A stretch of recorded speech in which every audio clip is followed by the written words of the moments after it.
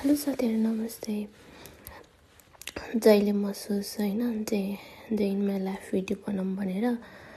अनि फेरि के हुन्छ होइन डे अफ भएको दिन पनि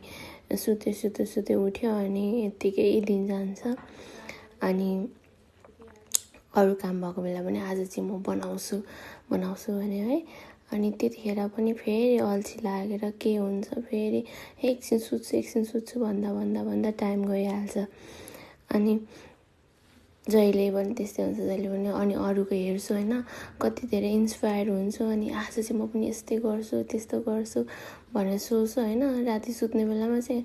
अनि बिहान उठेपछि त फेरि जस्ताको तस्तै हुन्छ अनि फेरि मर्निङ ड्युटी भएको बेलामा त त्यस्तै भइहाल्यो होइन अनि इभिनिङ ड्युटी हुने बेलामा पनि आज चाहिँ अब अलिक छिटै उठेर होइन खानासाना बनाएर खाएर अनि आफ्नो भिडियो बनाउनु पर्यो के गर्छु भनेर सोच्छु होइन अनि त्यसपछि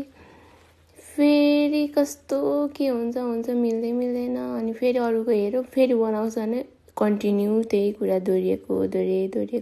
गर्छ। तपाईँहरूलाई अरूलाई हेर्छु होइन अनि कति धेरै हुन्छ कि अब मान्छे काम गरेर आएर पनि कति फुर्तिलो भएर बनाइरहेको हुन्छ नि त अनि कति किन हो मलाई चाहिँ कहिले पनि यस्तो हुँदैन कि अनि फेरि मेरो यो आइरन पनि इन्फ्युज गर्ने बेला भएर यति टायर्डनेस हुन्छ आइरन इन्फ्युज गर्ने को हुनुहुन्छ मलाई पनि भन्नु है। मैले लास्ट टाइम गरेको थिएँ त्यतिखेर अलिकति नर्मल भए जस्तो लागेको थियो कि मलाई अनि फेरि अहिले फेरि 1 इयर पछि फेरि त्यस्तै हुने रहेछ कि सुरुमा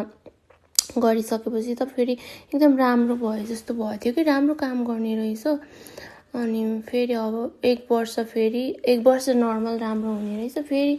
1 वर्ष पछाडि फेरि त्यस्तै हुने रहेछ जहिले पनि गर्नुपर्ने रहेछ फेरि कति महँगो छ के अनि सबै कुरा फेरि एकैचोटि पर्छ फितिने बेला आइरन इन्फ्युज गर्ने बेला रेन्ट तिर्ने बेला के हो के एउटा प्रब्लम सल्भ गरिसक्यो अर्को प्रब्लम आइहाल्छ यो गर्यो त्यो गर्यो हुँदैन। साथीहरू हजुरहरूको के हुन्छ मलाई पनि भन्नुहोस्। यो आइरन इन्फ्युज गर्ने को हुनुहुन्छ मलाई पनि सुनाउनुहोस् है। मैले देखिरहेको हुन्छु कतिजना अस्ट्रेलियामा हुने मान्छेले गरिरहनु भयो म पनि सोच्छु गर्छु भनेर अनि फेरि लास्ट टाइम फेरि र्यासेस पनि आएको थियो कि अनि के गर्ने ल जस्तै लाग्छ के अनि त्यही हो आज चाहिँ बनाइदिएको अनि बनाएँ कि मैले अनि तर खासै बोल्न नि आउँदैन अब